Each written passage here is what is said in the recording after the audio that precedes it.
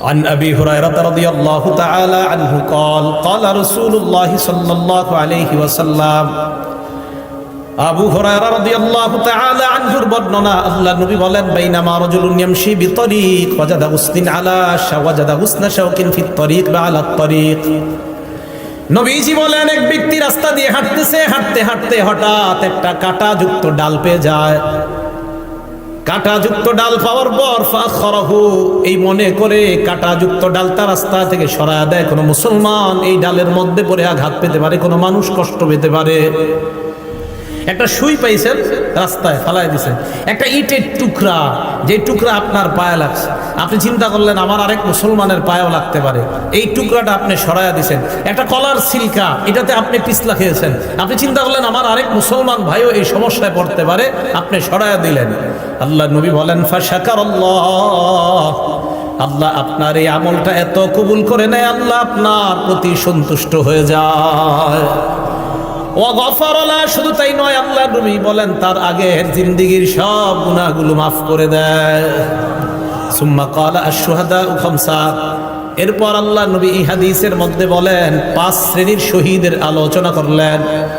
1 number আল মাতউন শহীদ, মহামারীতে কোনো ব্যক্তি যদি মারা যায়, প্লেগ রোগে যদি মারা যায়, ওই ব্যক্তি শহীদ হয়ে যায়।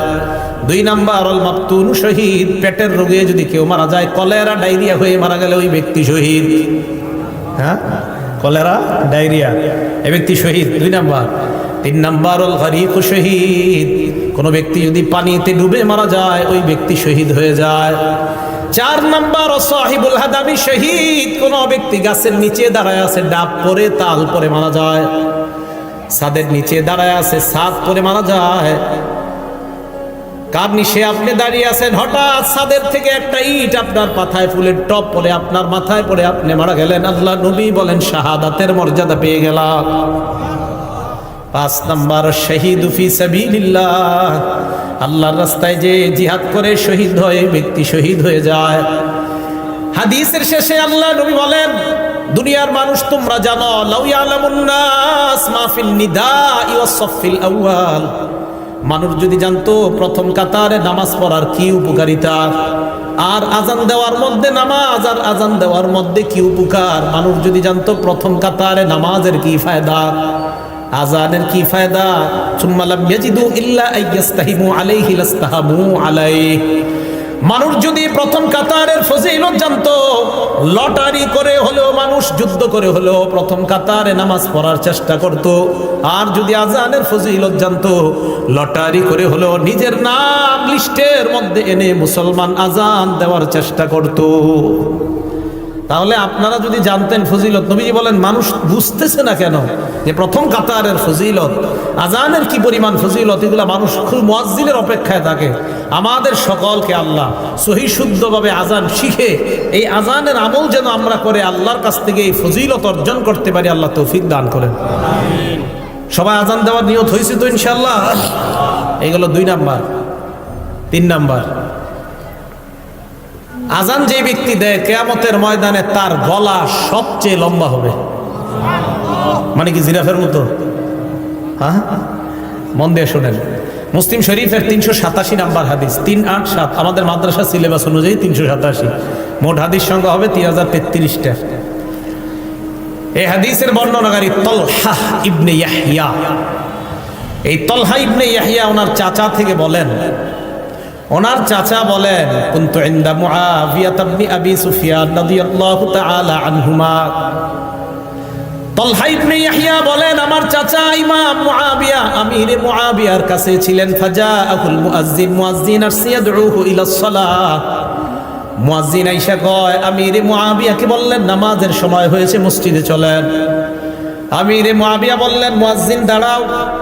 সামি'তু রাসূলুল্লাহি সাল্লাল্লাহু আলাইহি ওয়াসাল্লাম ইয়াকুল, আমি আল্লাহ নবীকে বলতে শুনেছি, আল মুআজ্জিনুনা আতওয়ালুন নাসি আ'নাকাই ইয়াউমাল কিয়ামাহ, কিয়ামতের ময়দানে মুয়াজ্জিনের গলাটা কোটি কোটি মানুষের মাঝে লম্বা হয়ে যাবে। লম্বা দ্বারা কি উদ্দেশ্য মনে রাখবেন? 2টা। 1 নাম্বার, আকসারুন নাসি মুতাশাউফান বা তাশাউফান ইলা রাহমাতিল্লাহ, কিয়ামতের ময়দানে মুয়াজ্জিন অন্যান্য কোটি কোটি মানুষের চাইতে আল্লাহর রহমতের অধিক প্রত্যাশী হবেন। এক, মুয়াজ্জিন আশায় থাকবে যে আমি মুয়াজ্জিন ছিলাম দুনিয়াতে, কিয়ামতের মাঠে আমি রহমতের বেশি প্রত্যাশী। নবী বলেন এই লম্বা গলা দ্বারা এটা উদ্দেশ্য। দুই নাম্বারটা বুঝেন, কি দুই নাম্বার? এক নাম্বারটা আরেকটু বুঝেন, লিআন্নাল মুতাশাউইফা ইউতিলু উনুখা ইলা মা ইয়াতাতাল্লাউ আলাই। যেই ব্যক্তি আকাঙ্ক্ষা করে কোনো জিনিসের, ওই ব্যক্তি তার আকাঙ্ক্ষিত বস্তুটার দিকে গলাটা এইভাবে বাড়ায়া তাকায়। যেই ব্যক্তি কোনো জিনিসের আকাঙ্ক্ষা করে, আগে তো রেজাল্ট বের হইতো বোর্ডে, এখন তো মোবাইলে বের হয়ে যায়। আগে যখন পরীক্ষার রেজাল্ট দিত আমরা হাসি উল্লাস করতে করতে স্কুলে যাইতাম আমাদের রেজাল্ট দেখার জন্য। তো যাওয়ার পরে মনে করেন কারো 1, 2, 3-এর মধ্যে আসছে যারা, ওই 3 জন কি করে আপনার সবার মাঝে এইভাবে গলাটা সামনে বাড়ায় দিতে চায় তার রেজাল্টটা দেখার জন্য। বোঝা গেল কোনো ব্যক্তি কোনো জিনিসের আকাঙ্ক্ষা আর আকাঙ্ক্ষিত বস্তুটা যদি দামি হয়, বাজারে মাছ আসছে আপনার রুই মাছ ভালো ভালো, আপনারা 10-20 জন সামনে দাঁড়ায় আছেন, বড় রুই মাছটার দিকে পিছন থেকে সবাই খালি গলা এইভাবে বাড়ায় বাড়ায় দেখতে চায়। বোঝা গেল আকাঙ্ক্ষিত জিনিস, যেই জিনিসটা মানুষ কামনা করে ওইটার দিকে গলাটা একটু আগে বাড়ায়। তাই আল্লাহ রসুল বলেন কিয়ামতের ময়দানে মুয়াজ্জিনকে আল্লাহ এত রহমত দান করবেন, এত সওয়াব দিবেন যে সে তার সওয়াবের জন্য বারবার গলাটা আল্লাহ রহমতের দিকে এমন করবে। কি মনে থাকবে সবার? এটা হলো লম্বা গলা। 2 নাম্বার, কিয়ামতের ময়দানে মুয়াজ্জিন নেতা হবে। সুবহানাল্লাহ, কি হবে? নেতা। ওয়াল আরাবু তাসিফু, আরবরা নেতাকে তাসিফু সাদাতা বিতুলিল উলু, আরবরা কখনো কখনো নেতাকে বলে লম্বা গলাওয়ালা। আরবরা কখনো কখনো লম্বা গলা দ্বারা নেতা উদ্দেশ্য করে থাকে। আল্লাহ রাসূল এই হাদিসের মাধ্যমে দ্বিতীয় অর্থ বুঝায়, ও মুসলমান, কিয়ামতের ময়দানে মুয়াজ্জিন তো নেতৃত্বের আসন গ্রহণ করবে। আপনারা চাই স্টলে একজন আরেকজন ইনশাল্লাহ এই কথাটা বুঝাইতে পারবেন না? এলাকার ভাষায় বুঝাই দিবেন। আমরা গীবত শেখায়ত করব না, আমরা এইগুলো আলোচনা করব ইনশাআল্লাহ। আল্লাহ আমাদেরকে তৌফিক দান করেন। এটা গেল আপনার লম্বা গলার ব্যাখ্যা। তাহলে 3 নাম্বার, কিয়ামতের ময়দানে মুয়াজ্জিনের গলাটা হবে সবচেয়ে লম্বা। 4 নাম্বার ফজিলত, আশ-শাইতানু ইয়াফিররু মিনাল আযান, আযান দিলে শয়তান দৌড়ায় পালায়। সুবহানাল্লাহ, আযান দিলে শয়তান দৌড়ায় পালায়। এখন একটা হাদিস শোনাবো, হাদিস শোনার পরে সত্যি করে বলবেন আপনাকে এই অবস্থা হয় কিনা। আগে হাদিসটা শুনেন। সহিহ বুখারী হাদিস নাম্বার 608 নাম্বার হাদিস। এই হাদিসের বর্ণনাকারী আবু হুরায়রা রাদিয়াল্লাহু তাআলা আনহু, তিনি বলেন, আন আবি হুরায়রা রাদিয়াল্লাহু তাআলা আনহু قال قال رسول الله صلى الله عليه وسلم إذا نودي للصلاة أدبر الشيطان وله درات। আযান যখন দেওয়া হয় শয়তান পিছনের রাস্তায় হাওয়া ছাড়তে ছাড়তে পালায়। সুবহানাল্লাহ। হাত্তা লা ইয়াসমা'আত তাযীন, এমন দূরত্বে চলে যায় যে দূরে গেলে আর আযান শোনা যায় না। এই জন্য মাইকের আযানের আওয়াজ যত দূরে যাবে শয়তান এই পরিমাণ দূরে চলে যায় যেন আর আযানের আওয়াজ শোনা না যায়। এরপরে দেখেন, হাত্তা ইযা কাদান নিদা, মুয়াজ্জিন সাহেব যখন আযান শেষ করে, আকবালা, শয়তান আবার আয়েশা মসজিদের আশেপাশে ঘুরতে থাকে আর মুসল্লিদের অপেক্ষা করতে থাকে, আসো মুসল্লিরা আসো। হাত্তা ইযা সুওয়িবা বিস-সালাহ, এরপর যখন আযান ইকামত দেওয়া হয়, কি ইকামত দেওয়া হয় না, আদবারা, শয়তান আবার পালায়। হাত্তা লা ইয়াসমা'আত তাসবিব, ইকামত যেন শোনা না যায় এই দূরত্ব পালায় যায়। হাত্তা ইযা কাদাত তাসবিবা, ইকামত শেষ হলে আবার শয়তান দৌড়ে আসার পর হাত্তা ইয়াখতুরা বাইনাল মারই ওয়া নাফসিহি, মানুষের মাঝে আর তার নফসের মাঝে শয়তান বৈশা ধোঁকা দেওয়ার চেষ্টা করে। আর শয়তান ওই ব্যক্তিকে বলে, উযকুর কাযা ওয়া কাযা লিমা লাম ইয়াযকুর। শয়তান মুসল্লিকে বলে, ওইটা স্মরণ কর, ওইটা স্মরণ কর, যেগুলো নামাজের বাইরে মুসল্লির কোনোদিনও স্মরণ হয় না। এই হাদিসের অনুবাদ এটা। শয়তান মুসল্লিরে কয়, এটা স্মরণ কর, ওইটা স্মরণ কর, লিমা লাম ইয়াযকুর, যেটা এই মুসল্লি জিন্দিগিতেও স্মরণ করে না নামাজে। যেমন আপনি নামাজে দাঁড়াইছেন, আপনার বয়স বর্তমানে 31 বছর 32 বছর, শয়তান আপনার বলবে, তুই যে 7 বছর বয়সে তোকে ডেঙ্গাটা দিয়ে হাঁটছিলি মনে আসেনি, আচ্ছা কি দরকার আছে এটা এখন মনে করানো? এইগুলা ফাউল জিনিস শয়তান আপনাকে মনে করাবে নামাজে। তো রাসূল বলেন, শয়তান আপনাকে বলবে, উযকুর কাযা ওয়া কাযা লিমা লাম ইয়াযকুর, তোমার এমন এমন জিনিস শয়তান মনে করাবে যেগুলো তোমার জিন্দেগিতেও মনে পড়ে না। এবার সত্যি করে বলেন তো এরকম জিনিস আসে কিনা নামাজে? নামাজে দেখবেন যত আজগুবি, আপনার নামাজে মনে হবে আমি যদি বিল ক্লিনটন হইতাম, আচ্ছা কি দরকার আছে আপনার এটা মনে হওয়ার?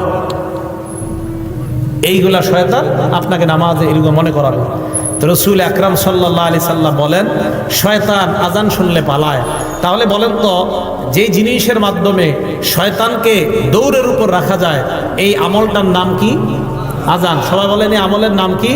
তো আমরাও চাই না, আমরাও ইনশাল্লাহ একদিন আমাদের এই অস্ত্র দিয়ে শয়তানকে দৌড়ের উপর রাখবো। কারা কারা চাই ইনশাল্লাহ?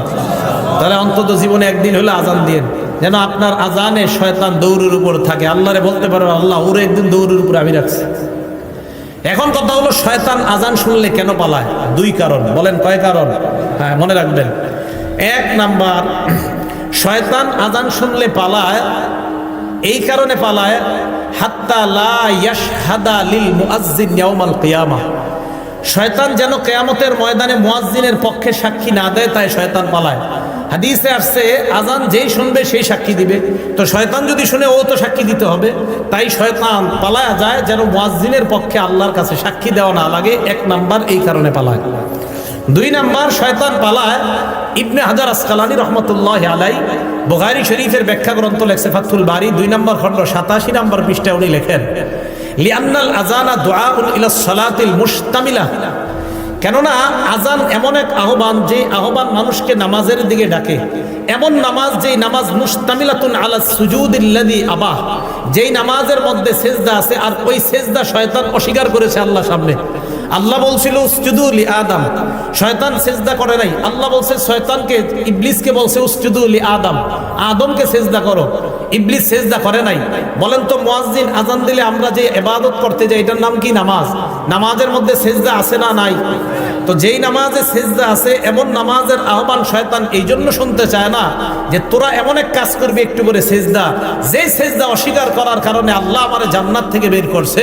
আমি এমন আজান শুনতে চাই না, তাই শয়তান আজান শুনলে পালায়া যায় যেন ও আপনার আর আমার বন্ধু না হয়। কারণ ও তো সেজদা অস্বীকার করে, আমরা সেজদা স্বীকার করি, ও অস্বীকার করার জন্য পালায়া যায়। এই দুই কারণে শয়তান পালায়। এক নাম্বার কিয়ামতের ময়দানে যেন সাক্ষী দেওয়া না লাগে। দুই নাম্বার নামাজের যে সেজদা, এই সেজদা তো শয়তান অস্বীকার করে আর আমরা স্বীকার করি। শয়তান পালায় এই কারণে, মুয়াজ্জিন তুমি যে নামাজের দিকে ডাকতেছো আমি তো এই নামাজ স্বীকারই করি না, তাই আমি শুনতেও চাই না, তাই শয়তান পালায়। মনে থাকবে শয়তান কেন পালায়? আল্লাহ আমাদেরকে মনে রাখার তৌফিক দান করে। 5 নাম্বারটা মন দিয়ে শুনেন। মুয়াজ্জিন সাহেবের আজান যতটুকু পরিমাণ যায়, মুয়াজ্জিনের আজান যতটুকু পরিমাণ যায়, জিন ইনসান ওয়ালা কুল্লু শাইইন, যত জিনিস শুনে সবাই মুয়াজ্জিনের পক্ষে কিয়ামতের ময়দানে সাক্ষী দিবে। বুখারী শরীফের 609 নম্বর হাদিস।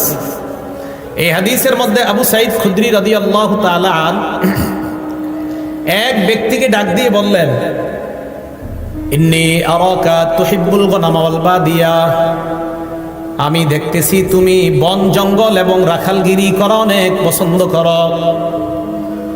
এই কথা শোনার পর এই ব্যক্তি বললেন, হ্যাঁ রাখালগিরি করা এটা আমার অনেক পছন্দ, বন জঙ্গল আমার অনেক পছন্দ। আবু সাঈদ খুদরি বললেন, ফাইদা কুনতা ফি গনামিকা আও বাদিয়াত, তুমি যখন রাখালগিরি করবা অথবা বন জঙ্গলের মধ্যে থাকবা, নামাজের জন্য যখন আজান দাও, ফারফা সাওতাক, তোমার আজানের আওয়াজটা উঁচু করবা। ওই ব্যক্তি বলেন, আজানের আওয়াজ উঁচু করব কেন? আবু সাঈদ খুদরি বলেন, ফাইন্নাহু লা ইয়াসমাউ মাদা সাওতিল মুআজ্জিনি জিন্নুন ওয়ালা ইনসুন ওয়ালা শাইউন ইল্লা শাহিদা লাহু ইয়াউমাল কিয়ামাহ।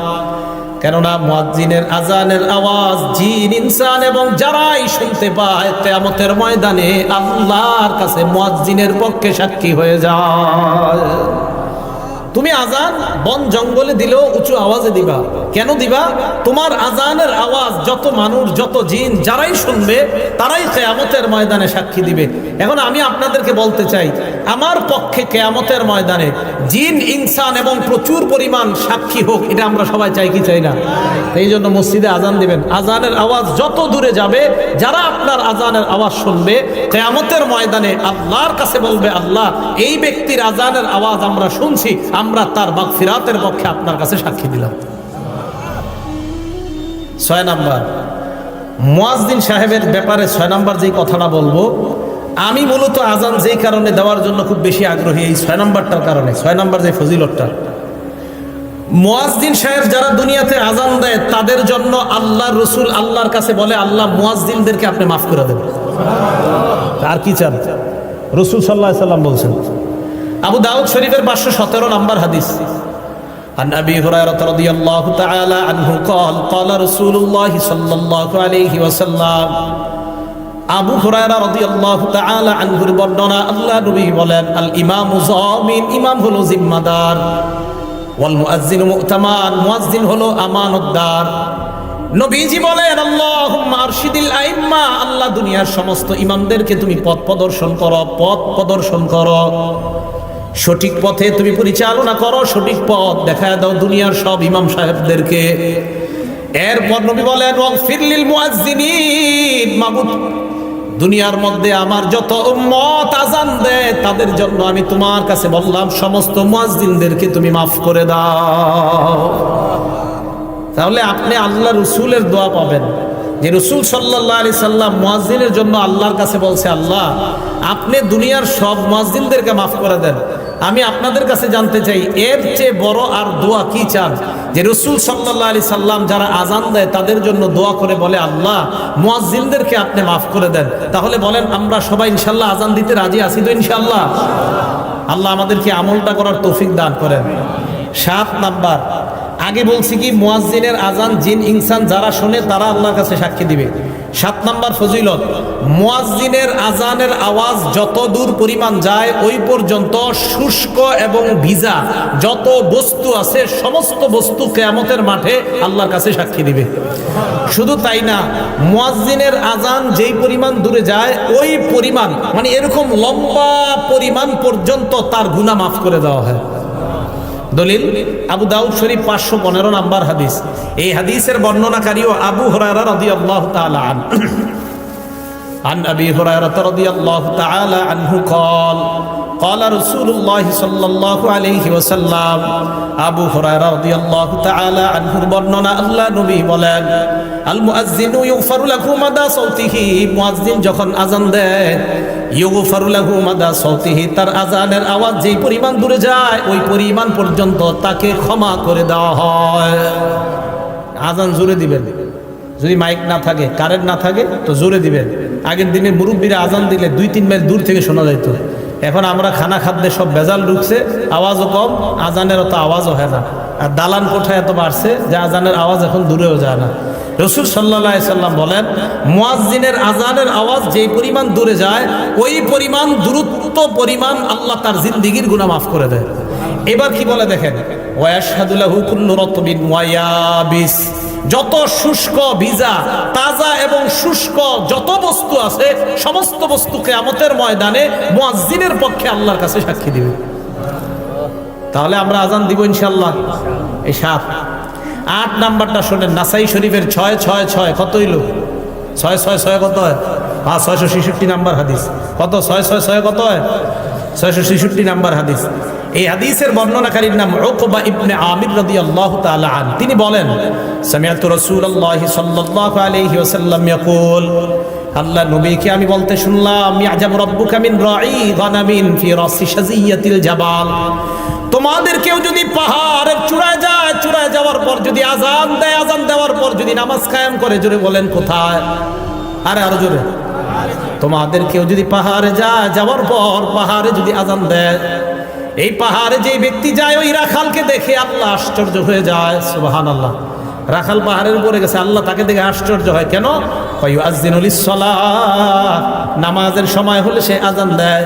ওয়া ইউকিমুস-সালাহ, নামাজ কায়েম করে। ফায়াকুলুল্লাহ, আল্লাহ ফেরেশতাদেরকে বলে, উনজুরু ইলা আবদি হাদা, আমার এই রাখাল বান্দার দিকে তাকাও, পাহাড়ের উপর আসছে, আজান দিছে, নামাজ আদায় করছে, নামাজ কায়েম করছে। গফারতু লি আবদি, ফেরেশতারা তোমরা সাক্ষী থাকো, আমি আমার এই বান্দাকে মাফ করে দিলাম। ও আদখালতুহুল জান্নাহ, আমি আল্লাহ তাকে জান্নাতে প্রবেশ করায়া দিলাম।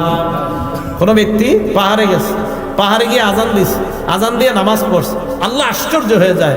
রাখালকে দেখে আল্লাহ আশ্চর্য হয়। ইয়াজাবু রাব্বুকা মিন রাই গানাম ফি রাসি শাজিয়াতিল জাবাল, পাহাড়ের চূড়ায় শৃঙ্গে ওঠে কোনো রাখাল আজান দেয়, নামাজ কায়েম করে, তাকে দেখে আল্লাহ আশ্চর্য হয়ে ফেরেশতাদেরকে বলে, আমার বান্দা দেখো পাহাড়ের উপর আইসা আমারে ভুলে না, আজান দেয়, নামাজ কায়েম করে, ফেরেশতারা সাক্ষী থাকো, আমি তাকে মাফ করে দিলাম, আমি তাকে জান্নাতি বানায় দিলাম। আজান দিবেন তো? 9 নাম্বার ফজিলত। এই জায়গায় আপনারা আজান দিছেন বা এখন মোটামুটি প্রায় সময় দেন কারা কারা? মাশাআল্লাহ, হাত নামান। 12 বছর যদি টানা আজান দেন, কয় বছর বলেন জোরে, কয় বছর? 12 বছর। তা আমারই অর্জন করতে মন চাই এই ফজিলত। আপনারা তো খালি দাওয়াত দেন, দাওয়াত না দিলে আজান দিতে হবে মসজিদে, সমস্যা কি? হ্যাঁ সমস্যা। আমি যে মসজিদ তাফসীর করি ওখানে বললাম তো মাঝে মাঝে আজান দেওয়ার চান্স দিই। আজান দেওয়া অনেকে শরম মনে করে, নাউজুবিল্লাহ, আস্তাগফিরুল্লাহ, ইন্না লিল্লাহ, এরা মনে করে শরমের ব্যাপার আজান দেওয়া, ছি ছি। ইবনে মাজার 728 নাম্বার হাদিস। এই হাদিসের বর্ণনাকারী